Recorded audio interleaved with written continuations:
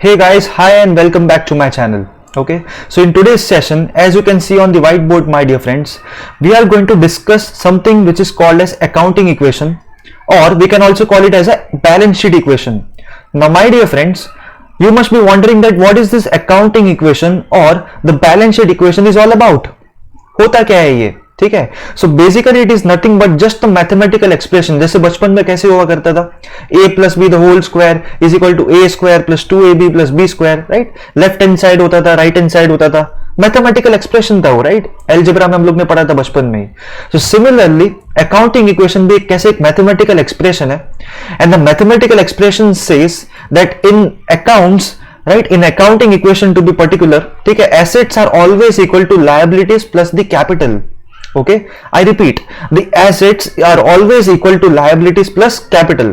Now my dear friends, I hope by now you must be remembering this logics and the terms capital, assets and liabilities. ठीक है, capital मतलब क्या होता है, owners funds, मतलब business में जो बिजनेसमैन पैसा ला रहा है वो खुद का कैपिटल ला रहा है वो. ठीक है, so it's called as owners equity और द ओनर्स फंड्स.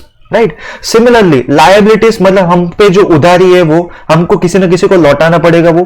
एसेट्स मतलब अपनी खुद की मालिकी की चीज होती है. ठीक है, so this is what the accounting equation which tells that assets should always be equal to liabilities plus capital. ठीक है, but since I told you my dear friends that this accounting equation का दूसरा नाम क्या होता है, balance sheet equation. And कहीं ना कहीं अगर बैलेंस शीट की बात आती है तो it becomes very much imperative for us to understand the balance sheet format my dear friends. ठीक है, अब बैलेंस शीट बनाना कैसे है, बैलेंस शीट में एंट्रीज कैसे पोस्ट करते हैं, वो सब हम लोग कैसे बहुत डिटेल में सीखने वाले towards the end of this 11th syllabus and from the start of 12th syllabus. ठीक है, so that's not the concern over here, but अभी मैं आपको सिर्फ एक इंट्रोडक्शन दे देता हूं कि अगर बैलेंस शीट आप बनाते हो तो उसमें लेफ्ट हैंड साइड होता है, राइट हैंड साइड होता है. As you can see on the screen my dear friends, ये होता है left hand side. Right, this is called as a right hand side. Assets is the left hand side and liabilities plus capital is the right hand side of this accounting equation. So मैंने क्या किया, मैंने एक balance sheet का format बना लिया. यहाँ पे left hand side liabilities, right hand side assets, बीच में अमाउंट का कॉलम्स बना दिया और लास्ट में टोटल का कॉलम बना दिया. ठीक है, so in this case now let's my dear friends take an example of a businessman who brings a cash of 1 lakh rupees. As you can see on the screen, see my cursor very nicely my dear friends. Business started with cash 1 lakh. मतलब businessman ने 1 लाख रुपए अपने धंधे में introduce किया. ठीक है, and he also brought goods worth rupees 50,000.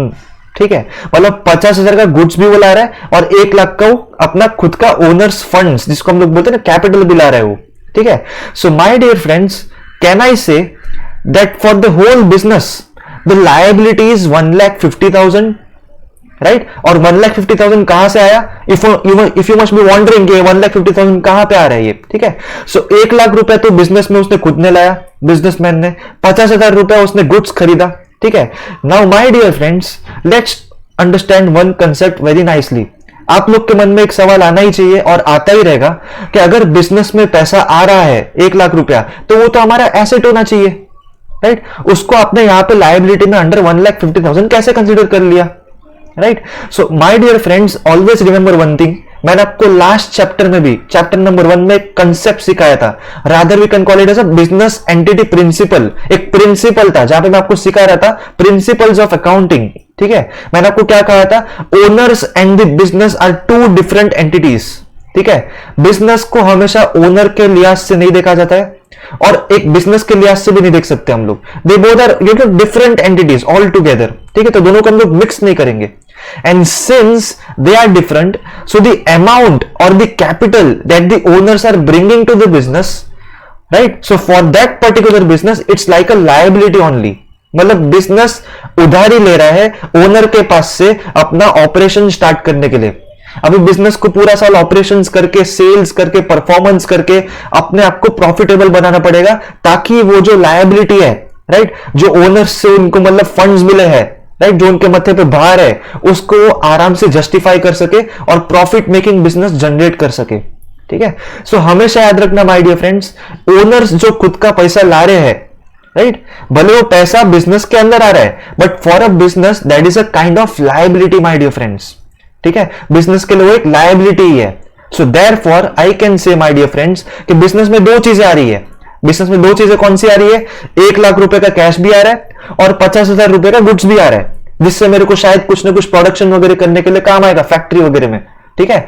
सो ये दोनों चीज मेरे पास आ रही है इंट्रोडक्टरी लेवल पे, बिजनेसमैन मुझे प्रोवाइड कर रहा है, तो as a business is liable to pay back to the owners, right? And therefore I can say, my dear friends, that this 1 lakh plus 50,000 matlab 1,50,000 is the capital, right? And for the capital, right, for a business this capital is called as a liability, and therefore we categorize this capital under the liabilities section. Okay, so I hope इधर तक आपको concept clear हो गया हो कि मैंने capital को liabilities में क्यों लाया। सिंपल चीज याद रखो, ठीक है, बिजनेस उधारी पे काम कर रहा है, ठीक है, उधारी कौन दे रहा है उसको, बिजनेसमैन खुद दे रहा है, 1 लाख रुपया कैश देके और 50,000 रुपए का गुड्स देके, ठीक है, राइट। तो अभी देखो कैपिटल हम लोग ने कहा कैटेगराइज कर दिया अंडर लायबिलिटीज सेक्शन। तो अभी आप लोग बोलोगे कि चलो एसेट्स में हम लोग क्या कैटेगराइज करेंगे, ठीक है। तो now think from a business perspective my dear friends, business के अंदर कैश आ रहा है, ठीक है, कैश आ रहा है मतलब 1 लाख रुपया कैश अंदर आया, तो can I say that for a business cash is an asset, right. तो मैंने कैश को यहां पे एसेट्स के अंदर क्लासिफाई कर दिया 1 लाख रुपीज रिकॉर्ड करके, ठीक है। Similarly goods worth 50,000 are brought by the businessman, ठीक है। तो गुड्स भी कैसे, it's type of real account, आपने तो समझ लिया होगा लास्ट टाइम में कि गुड्स को हम लोग कहां पे कैटेगराइज करेंगे, we can see feel touch and all that things. तो it is a kind of real account. तो जो गुड्स है अपने बिजनेस के अंदर आ रहा है वो, तो can I say that business के अंदर जो चीज आ रही है उसको हम लोग एसेट्स के अंदर क्लासिफाई कर देंगे फिर, राइट।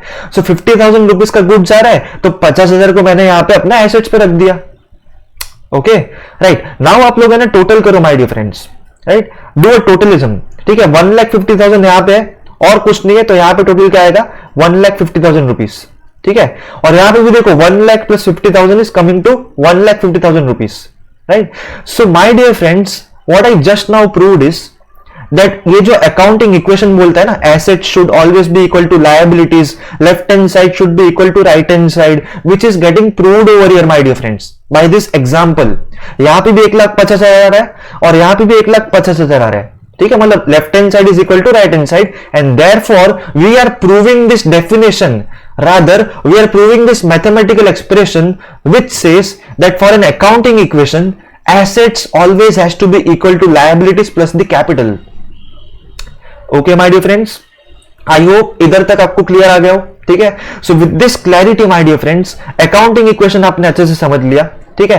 अगर आपको ये चीज अच्छे से समझ में आ गई है ना, तो you can solve any type of sum which is related to accounting equation. मतलब आपको अलग से क्वेश्चंस यहाँ पे एग्जाम में पूछेंगे 11th में कॉलेज में आपको कि चलो आपको ये सम दिया गया है, आपको उसका अकाउंटिंग इक्वेशन कैलकुलेट करना है, ठीक है। You have to prove that assets is equal to liabilities plus capital, transactions दिए होंगे उसको सॉल्व करना है, राइट, एकदम टेबल वगैरह के साथ फॉर्मेट में प्रिपेयर करके आंसर सॉल्यूशन बनाना है। So you will learning all those things in a great detail my dear friends, don't worry about that, okay, right. और ये चीज मतलब चलो ये चीज आपको तुम्हें एक बार और रिवाइज करवा देता हूं, right. Since every transaction has two aspects according to dual aspect principle, मैंने आपको फर्स्ट चैप्टर में सिखाया था, ये प्रिंसिपल था एक ड्यूअल एस्पेक्ट वाला, every debit has a corresponding and equal credit also, right. मतलब दो एस्पेक्ट्स तो होते ही होते हैं, हम लोग ने पूरा चैप्टर में इस बार ही सीख लिया है कि there are always two aspects, something comes in, something goes out, something goes out, something comes in, right. So if there are two aspects तो उसको हम लोग क्या बोलते हैं, ड्यूअल एस्पेक्ट प्रिंसिपल बोलते हैं हम लोग उसको, ठीक है, राइट। तो चलो इधर तक I hope you are clear with this my dear friends. Mathematical expression, accounting equation, इसका दूसरा नाम क्या होता है, बैलेंस शीट इक्वेशन भी होता है, ठीक है। और फॉर्मूला क्या बोलता है, asset should always be equal to liabilities plus capital, okay. So in my next session we'll be solving sums, okay. Bye friends.